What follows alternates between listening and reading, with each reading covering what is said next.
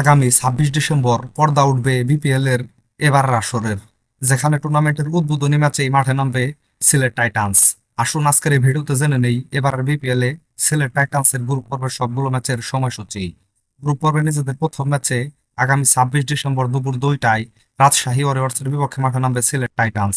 এরপর নিজেদের দ্বিতীয় ম্যাচে আগামী ২৭ ডিসেম্বর সন্ধ্যা ৬টায় নোয়াখালী এক্সপ্রেসের বিপক্ষে মাঠে নামবে সিলেট টাইটান্স।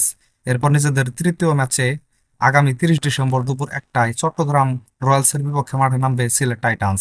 এরপর নিজেদের চতুর্থ ম্যাচে আগামী ১লা জানুয়ারি দুপুর ১টায় ঢাকা ক্যাপিটালসের বিপক্ষে মাঠে নামবে সিলেট টাইটান্স। এরপর নিজেদের পঞ্চম ম্যাচে আগামী ২ জানুয়ারি সন্ধ্যা ৭টায় রংপুর রাইডার্সের বিপক্ষে মাঠে নামবে সিলেট টাইটান্স।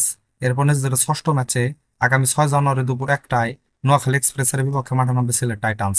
এরপর নিজেদের সপ্তম ম্যাচে আগামী ৮ জানুয়ারি দুপুর ১টায় রংপুর রাইডার্সের বিপক্ষে মাঠে নামবে সিলেট টাইটান্স। এরপর নিজেদের অষ্টম ম্যাচে আগামী ৯ জানুয়ারি সন্ধ্যা ৭টায় রাজশাহী ওয়ারিয়র্সের বিপক্ষে মাঠে নামবে সিলেট টাইটান্স।